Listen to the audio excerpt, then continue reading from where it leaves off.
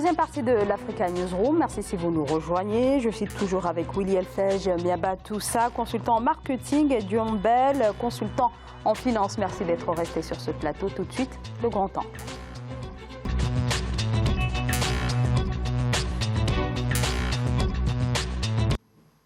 Alors que la date butoir pour sa formation était fixée le 12 mai, le gouvernement d'union nationale est reporté de 6 mois au Soudan du Sud. Le 12 mai comme date butoir selon les termes de l'accord de paix signé en 2018, destiné à mettre fin à plus de 5 années de guerre civile, conflit qui a fait 380 000 morts et 4 millions de déplacés. Cet ajournement a été une demande du chef rebelle Riek Machar, pour qui les conditions de sécurité ne permettent pas pour l'instant son retour dans la capitale Djouba pour prendre part à ce gouvernement d'union nationale en tant que vice-président. Corinne Kamsefem. À Djouba, au Soudan du Sud, le gouvernement s'engage à financer la période pré-transitoire prévue dans le dernier accord de paix signé entre les différentes parties. Cette période, qui devait initialement prendre fin le 12 mai prochain, a finalement été prorogée de 6 mois. Ce sont plus de 280 millions de dollars qui sont nécessaires pour financer l'accord de paix, qui inclut également une période transitoire de 3 ans. L'économie du pays s'est améliorée. Notre système de revenus non pétroliers a été mis à niveau et fonctionne maintenant à un niveau élevé, de sorte que les revenus locaux ont également augmenté. Aussi, les besoins financiers de l'accord peuvent être pris en charge. Un plaidoyer du président Salva Kiir à l'international lui a permis de récolter d'importants fonds pour la relance et la diversification de l'économie nationale. Aussi, une retenue salariale sur la paie des fonctionnaires a été initiée. Par ailleurs, de nouveaux contrats dans le secteur pétrolier ont résolument amélioré la production du pétrole. La paix qui se profile permet de pouvoir mettre en place un espoir. Et au regard du fait que le monde entier leur souhaite un succès, contrairement à ce qui se passe au Soudan, tout le monde a tendance à peindre leur situation avec un peu plus d'optimisme. Il y a aussi que leur pétrole, finalement, va devoir leur servir. Il est important que ce pays se dote d'un plan stratégique de développement, mais également que la gouvernance soit exemplaire. La paix, la gouvernance, ça peut donner des performances. Durant la période pré-transitoire, le gouvernement compte procéder à l'unification des différents groupes armés, une reconfiguration territoriale avec un tracé des États régionaux et la mise en place d'un gouvernement d'union nationale sont également prévus. Alors, au-delà de la question de financement, il y a aussi la question de cet accord en tant que tel qui, certes, fixe, disons, le partage du pouvoir, mais ne règle pas, en tout cas, l'unification des forces armées rivales, raison pour laquelle le chef rebelle, Riek Machar, a demandé donc le report de la formation du gouvernement d'union nationale. Peut-être Willy Elfej Miabatoussa. Écoutez, c'est un élément effectivement essentiel puisqu'on sait que on connaît les ravages qui ont été causés par ces différentes forces et on ne peut que déplorer justement que le projet de désarmement déjà de toutes ces forces, la question de leur du cantonnement n'ait pas été totalement réglée. Rajouter à ça les différentes violations du cessez-le-feu qui laissent à penser qu'effectivement on est encore loin du compte quant à une réunification de cette armée. Et il y a lieu aussi, je pense, de s'interroger sur la véritable volonté des différents belligérants, car ils ont certes signé l'accord en septembre dernier. On a vu aussi que récemment, ils ont rencontré le pape et ils ont fait montre quand même d'une certaine unité, même si elle est de façade, mais néanmoins l'image était bonne, mais dans les signaux que nous voyons, on est quelque peu dubitatif. Est-ce que cet ajournement peut compromettre la mise en application de l'accord de paix, compte tenu déjà que plusieurs accords ont déjà été signés dans le passé? Il y a eu aussi 3 tentatives de faire travailler le président Salva Kiir et le chef rebelle, déjà 3 tentatives. Est-ce qu'il y a des raisons de craindre que cet accord va échouer comme les autres, John Bell? Ils ont l'air de dire que non, mais de toute évidence, on a vraiment le sentiment que les forces militaires essaient de conserver le pouvoir le plus longtemps possible, et au lieu de le rendre aux civils comme cela avait été prévu initialement. Bon, ils ont malgré tout, il y a malgré tout une date limite fixée à 6 mois.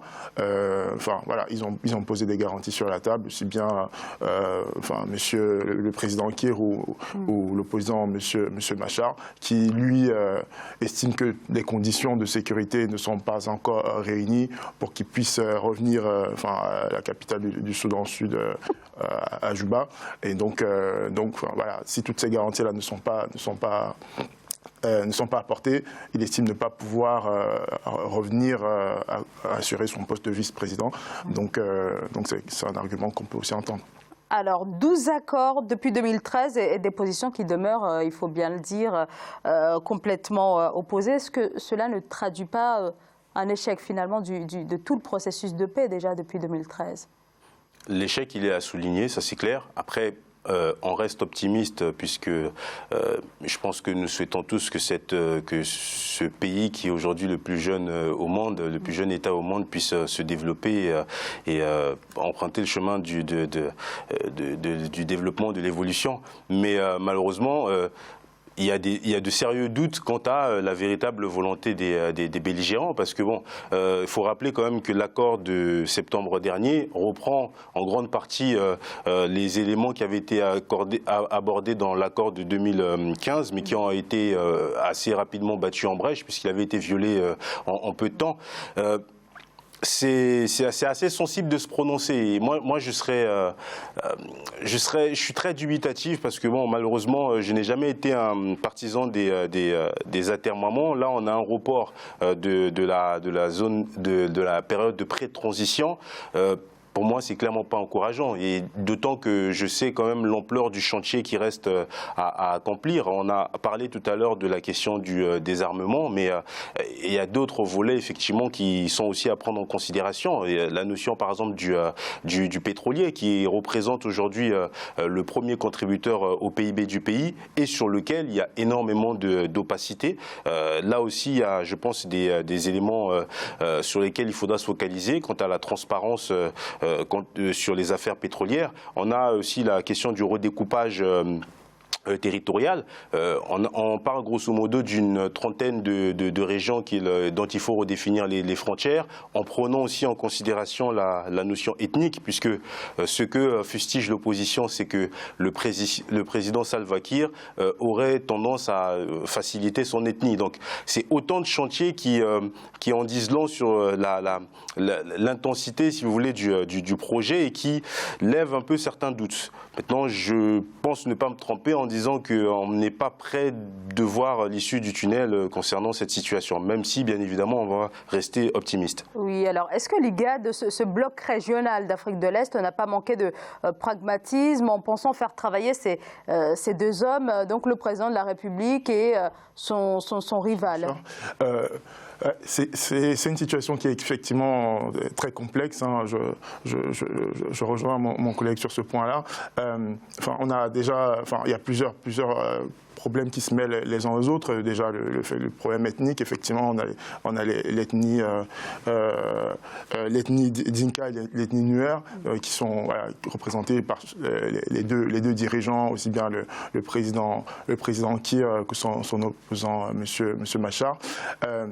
Ça n'aide pas effectivement à dynamiser la cohérence du pays. En plus de ça, il y a le problème pétrolier. Comme par hasard, la plupart du temps où il y a des conflits, souvent il y a un problème pétrolier derrière. Et le fait de ne pas rendre le pouvoir aux civils, ça conserve en fait un état un petit peu incertain où effectivement des forces extérieures peuvent profiter de cette instabilité-là pour effectivement prendre avantage des ressources de ce pays qui malheureusement en a énormément besoin. Donc effectivement, il faut qu'on aille le plus rapidement possible vers une résolution du conflit et le fait de rendre le pouvoir aux civils pour pouvoir avancer. Mais ça ne sera pas aussi évident que ça. Willy Elfej, je me bats tout ça. Mais moi, je suis tout à fait d'accord avec ce qui a été dit. Après, j'aimerais juste revenir sur un point que vous avez évoqué concernant les différents acteurs. Donc, notamment, on a l'Éthiopie, l'Ouganda, le Kenya et aussi le Soudan également. Soudan avec oui. Omar El-Béchir. Moi, je pense qu'il faut quand même saluer leur volontarisme d'avoir cherché à essayer de réunir un peu ces deux partis qui se vouent, il faut le rappeler, une haine viscérale. Mais maintenant, le nœud du problème, pour moi, il est du côté des principaux protagonistes, car s'ils n'arrivent pas à mettre de l'eau dans leur vin, je pense que la situation risque de s'aggraver, parce qu'il faut quand même rappeler que ce n'est pas un conflit de moindre ampleur, hein. On parle quand même de 400 000 morts et plus de 4 millions de déplacés.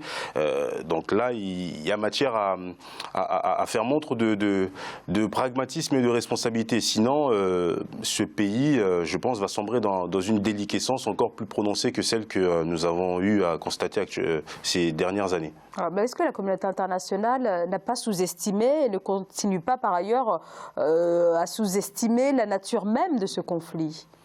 Non, j'ai pas l'impression que ce conflit soit sous-estimé. Moi, je pense que la faute revient surtout aux protagonistes, parce qu'on ne peut pas tout demander et tout attendre de la communauté internationale. Moi, je m'inscris en faux contre cette logique qui consiste à tout attendre des autres, parce que ce ne sont pas à eux de venir réparer. Alors, c'est quand même l'IGAD, mais aussi, donc, on l'a dit, le Soudan, qui sont parvenus à, en tout cas, à aller vers ce nouvel accord signé donc, le 12 septembre 2018. Tout à fait. Donc, il y a quand même une... Il y a une pression et éventuellement aussi les protagonistes en sont sensibles, mais après je pense que le naturel revient au galop et on le voit, ça pose un certain nombre de problèmes, notamment sur le plan sécuritaire, puisque malheureusement aujourd'hui on est loin de l'accalmie qu'ils nous avaient promis en septembre dernier. Jumbel.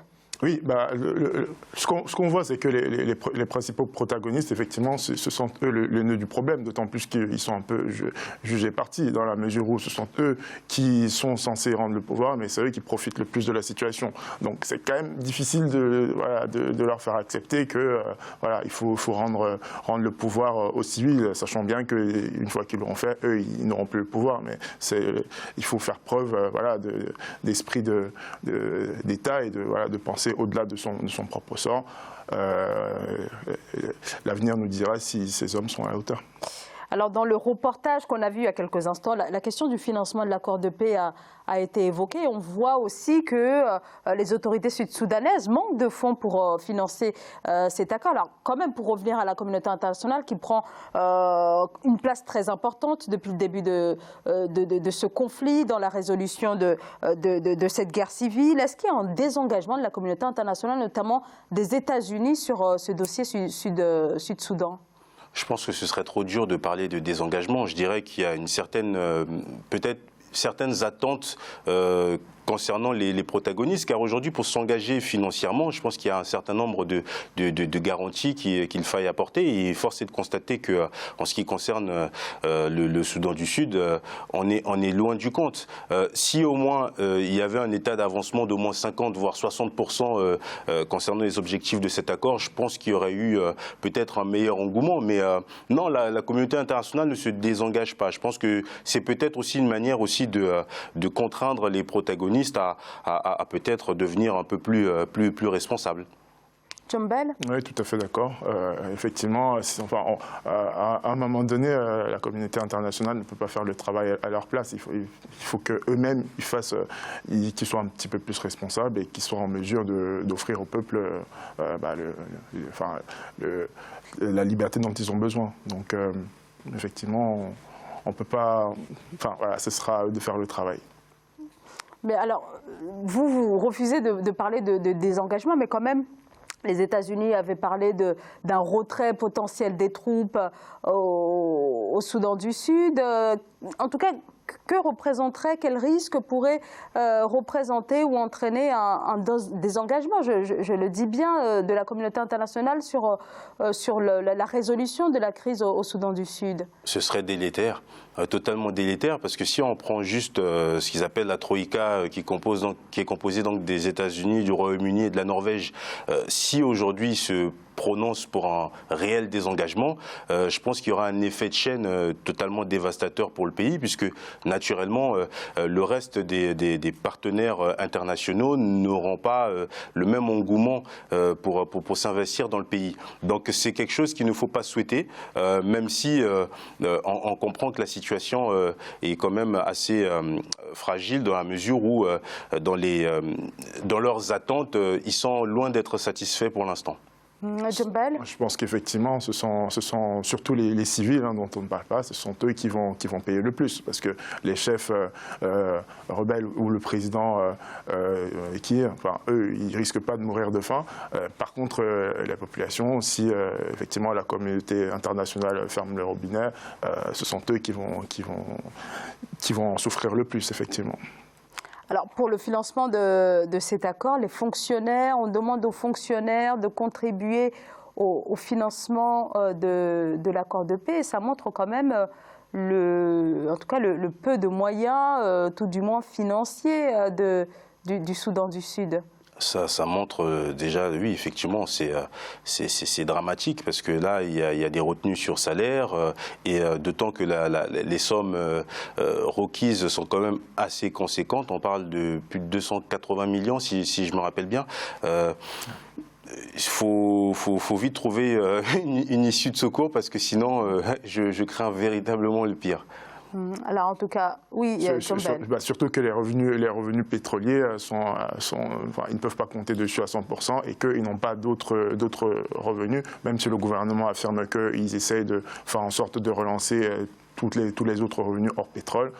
Force est de constater que pour l'instant, ça ne fournit pas encore les fruits espérés. Oui, d'autant que, si je peux me permettre de compléter, c'est que la situation du Soudan voisin a vocation aussi à exacerber aussi la production pétrolière, puisque là on parle maintenant de sécuriser ces réserves. Donc voilà, moi je suis assez dubitatif. J'ai entendu comme vous la déclaration du gouvernement qui fait mention d'une diversification de l'économie, mais on est loin du compte, et là on reste beaucoup plus sur des déclarations d'intention que sur de véritables actes. Merci beaucoup. On va marquer une très courte pause. On se retrouve dans quelques instants.